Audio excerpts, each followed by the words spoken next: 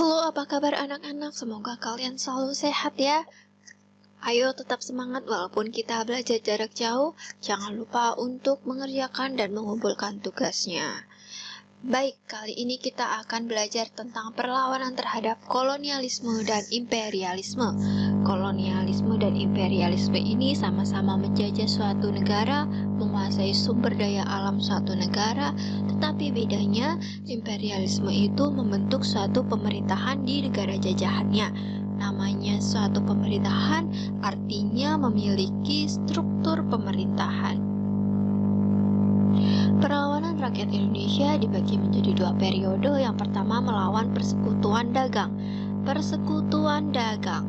Nah, ini gabungan dari pedagang-pedagang yang menjadi satu, bekerja sama dalam satu naungan. Contohnya, pedagang-pedagang Inggris yang bekerja sama dalam satu naungan EIC atau East Indian Company. Kemudian dari Belanda juga ada kongsi dagang yang namanya VOC. Kemudian rakyat Indonesia juga melawan pemerintah Hindia Belanda. Jadi yang dilawan itu adalah suatu bentuk pemerintahan. Misalnya Belanda menjajah Indonesia. Di Indonesia dia mendirikan suatu pemerintahan. Gitu. Kita bahas dulu yang pertama, yaitu perlawanan terhadap persekutuan dagang. Jadi zaman dulu kan Indonesia itu bentuknya kerajaan-kerajaan ya. Awalnya kerajaan-kerajaan bercorak Hindu-Buddha. Kemudian setelah masuk agama Islam, ada kerajaan-kerajaan yang berubah menjadi bercorak Islam. Kemudian bentuknya berubah menjadi kesultanan dengan pemimpinnya sultan. Ada juga kesultanan-kesultanan baru yang bermunculan. Nah, perlawanan-perlawanan yang dilakukan oleh kesultanan-kesultanan antara lain ada Tidore yang dipimpin oleh Sultan Bahabula, ada dari Kesultanan Aceh dipimpin oleh Sultan Iskandar Muda, ada dari Kesultanan Goa dipimpin oleh Sultan Hasanuddin, dan ada juga dari Kesultanan Mataram yang dipimpin oleh Sultan Agung. Kita bahas dulu perlawanan Kesultanan Tidore. Nah, ini dia bentuk dari Kesultanan Tidore saat ini ya.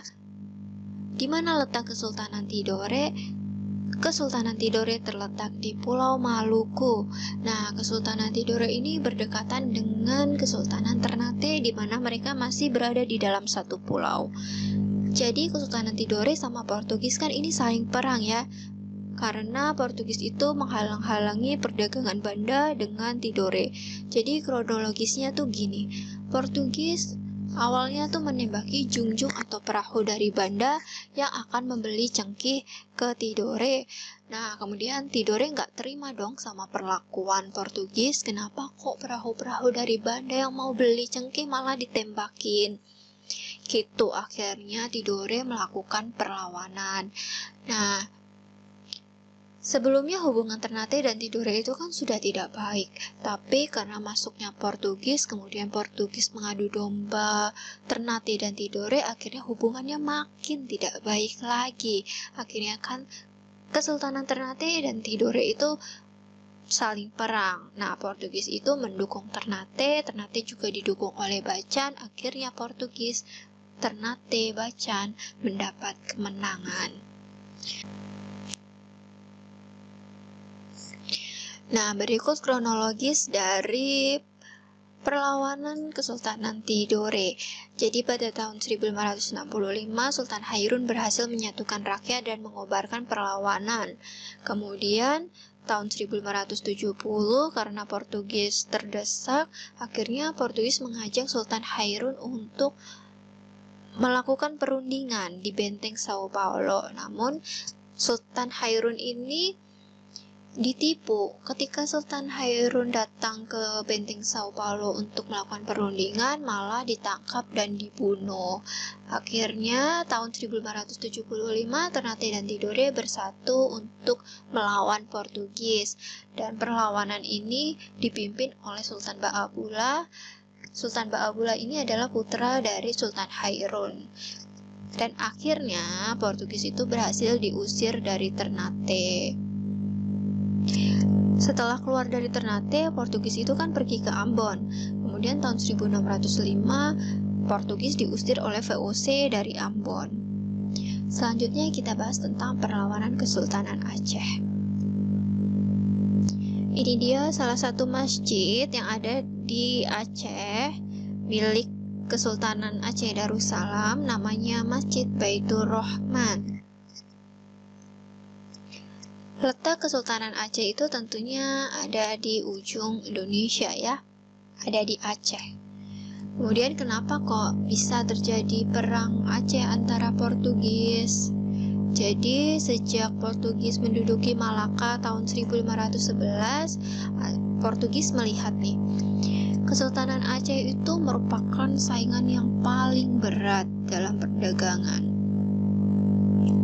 Karena dengan datangnya Portugis ke Malaka, kok malah pedagang lainnya itu malah memindahkan kegiatannya ke Aceh.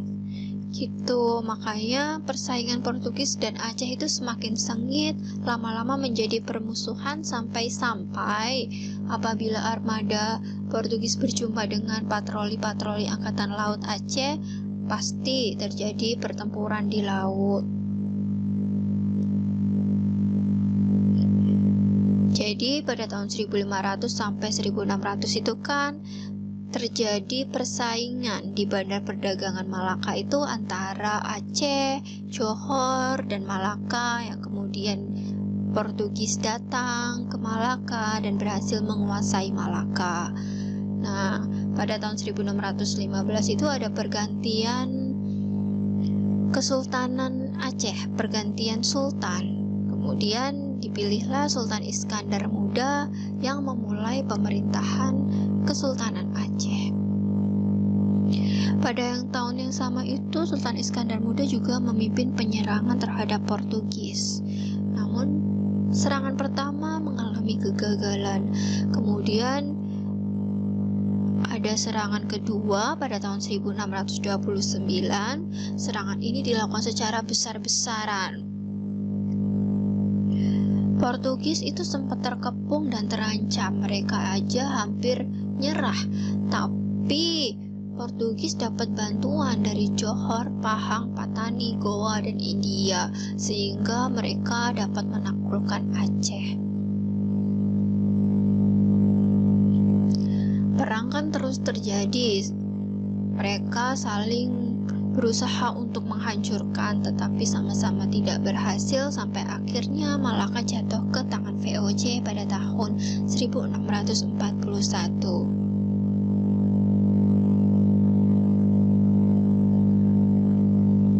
Selanjutnya perlawanan Kesultanan Goa. Di mana letak Kesultanan Goa? Tentunya Kesultanan Goa ada di Pulau Makassar. Kenapa kok Goa bisa perang sama VOC? Jadi yang awalnya tadi kan Aceh melawan Portugis, kemudian Kesultanan Tidore dan Ternate melawan Portugis. Nah, sekarang Goa ini melawan VOC dari Belanda. Goa itu kan punya pelabuhan yang sangat strategis karena ada di dalam jalur perdagangan internasional.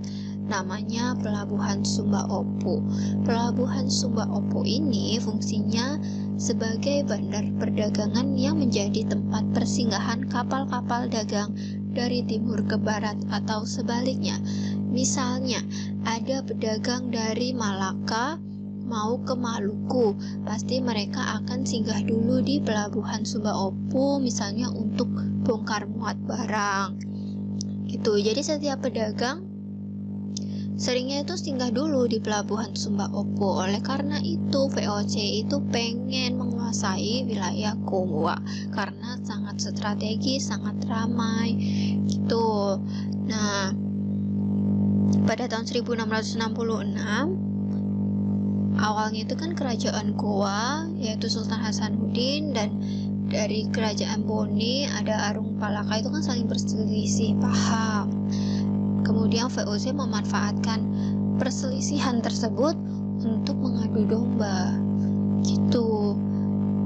Jadinya terjadilah perang antara Goa dan Bone. dan VOC itu memberi dukungan kepada Bone. Akhirnya Bone itu dapat menang melawan Goa. Karena kerajaan Goa itu kalah, jadi mau gak mau Sultan Hasanuddin itu harus menandatangani perjanjian Bongaya pada tahun 1667. Apa sih isi perjanjian Bongaya? Yang pertama, Belanda memperoleh monopoli dagang rempah-rempah di Makassar. Yang kedua, Belanda mendirikan benteng pertahanan di Makassar. Yang ketiga, Makassar harus melepaskan daerah kekuasaannya berupa daerah di luar Makassar. Yang keempat, Arupalaka diakui sebagai Raja Bone. Selanjutnya, perlawanan Kesultanan Mataram. Nah, ini pasti kalian sudah tidak asing lagi ya, apalagi ketika melihat gambar ini. Ada yang pernah ke sini? Nah, ini dulunya adalah Kesultanan Mataram. Kesultanan Mataram ini letaknya ada di Yogyakarta, tepatnya di Kota Gede. Kalian bisa mengunjungi ke Kota Gede, mampir ke Masjid Agung, kemudian nanti di sampingnya ada bangunan seperti di gambar ini ya. Kalian bisa masuk, kemudian di dalamnya ada juga makam raja-raja. Letak Kesultanan Mataram tentunya di Pulau Jawa, tepatnya ada di Yogyakarta. Jadi awalnya hubungan Belanda sama Kesultanan Mataram itu sangat baik. Karena hubungannya sangat baik, makanya Belanda itu diizinkan untuk mendirikan benteng gudang atau loji untuk kantor dagang di Jepara. Kemudian, Belanda juga sempat memberikan 2 meriam untuk Kesultanan Mataram. Dapat dilihat kan ya, hubungannya sangat baik karena saling memberi gitu. Tapi karena keserakahan VOC, akhirnya VOC itu menyerang Jepara dan Kesultanan Mataram mendapat kerugian yang sangat besar. Tahun 1628, karena diserang oleh VOC sebelumnya, Sultan Agung mengutus Tumenggung Baurekso untuk memerintah pasukan Mataram menyerang kedudukan VOC. Sultan Agung itu adalah pemimpin Kesultanan Mataram pada saat itu. Nah, tapi serangannya ternyata gagal. Jadi terpaksa pasukan ditarik kembali ke Mataram. 1 tahun kemudian, 1629, diadakan serangan kedua. Nah, serangan kedua ini gagal lagi. Kenapa? Karena lumbung padi persediaan makanannya itu dihancurkan oleh Belanda. Karena lapar nggak bisa perang. Jadi kalah deh. Oke, sampai sini apakah ada yang mau ditanyakan? Apabila ada yang masih kurang paham, masih bingung, ada pertanyaan, boleh ditanyakan lewat kolom komentar atau lewat Google Classroom, boleh juga kirim chat WhatsApp ke Ibu. Pembahasan berikutnya tentang perlawanan terhadap pemerintah Hindia Belanda akan Ibu bahas di video lain agar video ini tidak terlalu lama dan besar. Terima kasih ya atas perhatiannya. Dah.